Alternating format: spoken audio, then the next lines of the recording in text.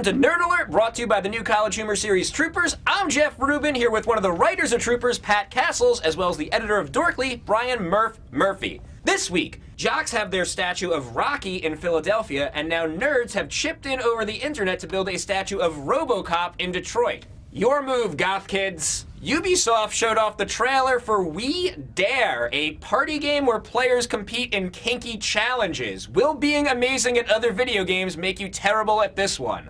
And this was the flyer that Midway used to promote Mortal Kombat when it first came out in arcades almost 20 years ago. We are going to be interviewing that kid in the purple shorts, and you are not going to believe what he is one of the world's best at today.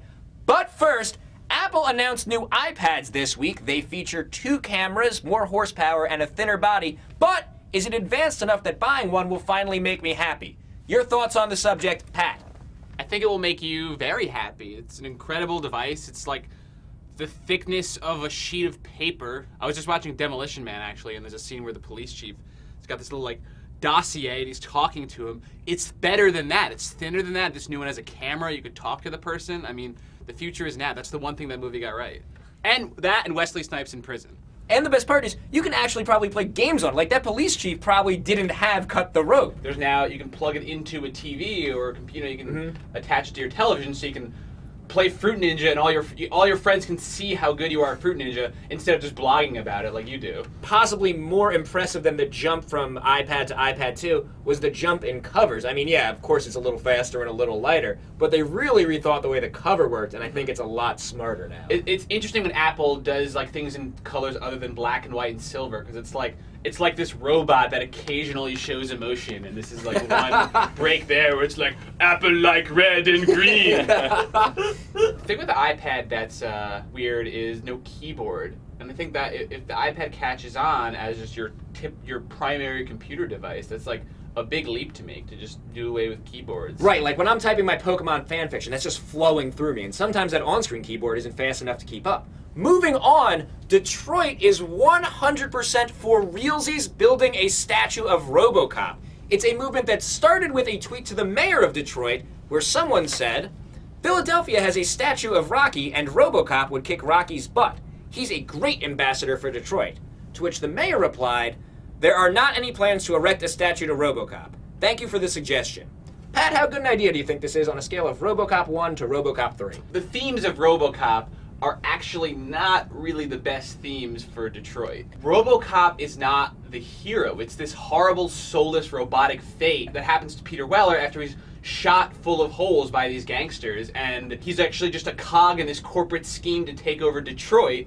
And only at the end, when he recovers his humanity, rips his mask off, and then blows Ronnie Cox out the top floor window, that's the triumphant part of the movie. Then the movie ends, and they ask him, "Hey, what's your name?" And he says, "Murphy," not Robocop. So you're saying we should build a statue of Murphy, not Robocop? Absolutely. Just Murphy, Peter Weller's face stretched over a bunch of circuits, I think would be the most tasteful dedication to Detroit. My favorite part of this is that the mayor said, there are no plans to build a statue to Robocop. He didn't say a statue of Robocop. He said to. He's some deity we're going to honor. Who do you think would win in a fight? The Robocop statue or the Rocky statue? And keep in mind, we're not talking about Robocop versus Rocky. This is some sort of Night at the Museum-like epidemic, and the 2 statues have decided to have it out. Rocky statue's coming into this way too confident. He's already got his arms raised, all right? Homeboy thinks he's already won this. You can't underestimate Robocop statue. That's statue Keep fighting. in mind, this is not Robocop. The Robocop statue can't shoot stone bullets. I know. But he's poised. He's confident. He doesn't have a gun, but he looks like maybe he's got something. It's in his thigh. Yeah. It's stashed away. He's ready. If the rank of their strength is how long they've extended their franchises more than they should have, they're evenly matched. All I know is as soon as we're done shooting here, I'm going to start my Iron Giant Memorial Kickstarter.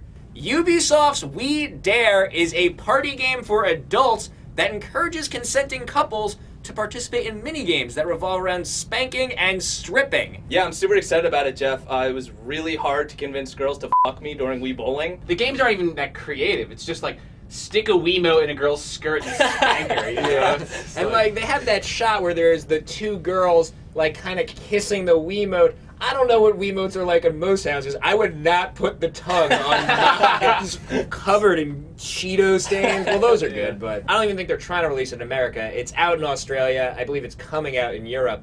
But a lot of controversy. Such a surprise there, by the way. A lot of people already upset. In the UK, where the game is actually coming out, in the Daily Mail, there was an article about the game, and they had all these quotes from upset parents saying things like, the video shows them swapping partners, girl-on-girl kissing. That kind of thing is not something young teenagers should be exposed to. Man, if you told me when I was 12 years old playing Nintendo in my room that one of the problems of games would be too many girls kissing each other in your presence, I would have thought you were crazy. This would have made for some awkward times at like high school parties, because you'd show up and you'd be like the nerd, would be like, oh yeah, let's play this game, let's have the hot girl sit on Murph's lap and he's gotta awkwardly spank her, and then I'd like get a boner and everybody would laugh at me. Yeah, I think if this game existed when I was a kid, my dad would have bought me a copy to encourage me to find a girlfriend. Wouldn't have worked. It would not have worked. I would have just found a cheat code or something.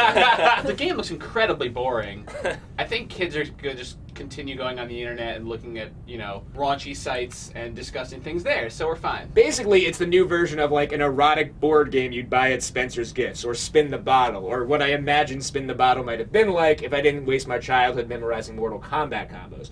Which brings us to our final guest, who I first encountered on the Wikipedia page for Mortal Kombat 1 and saw the ad he was in. I put it on my blog. He, without being prompted, got in touch with me, and I'm so excited to introduce him to you now. Everyone, please welcome, via RoboGuest, the kid in the purple shorts in the Mortal Kombat ad, Zach Sharp. How you doing today, Zach? I'm good. Correction, they're actually pink shorts. So, Zach, when we first got in touch, you wrote me, you said, I'm the kid in that ad, and I believed you because that's such a crazy lie to tell.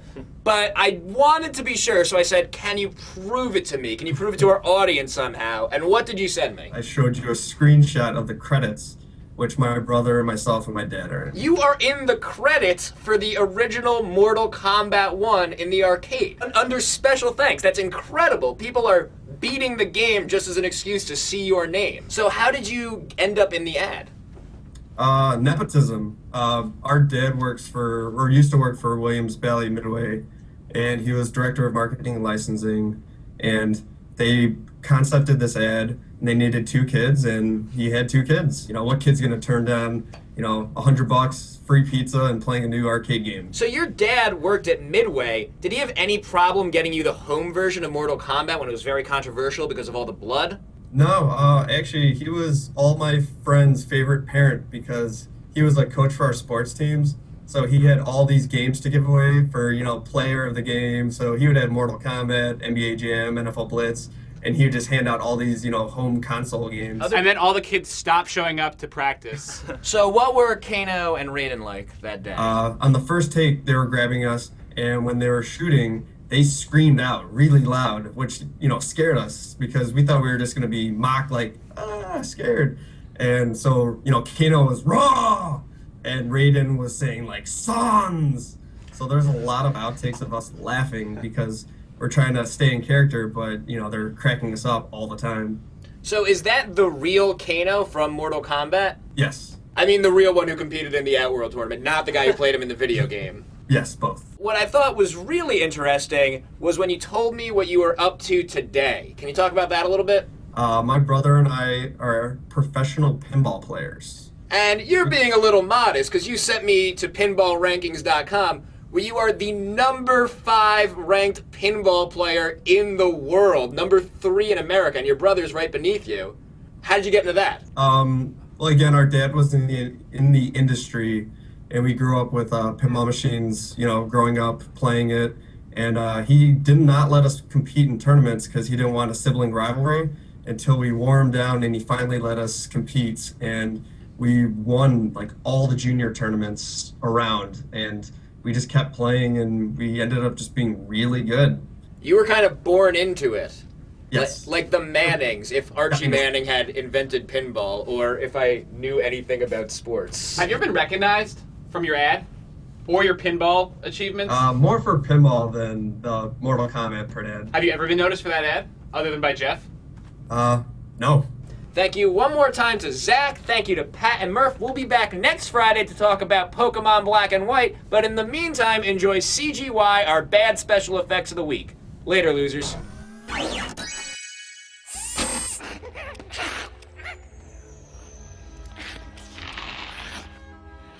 Excellent.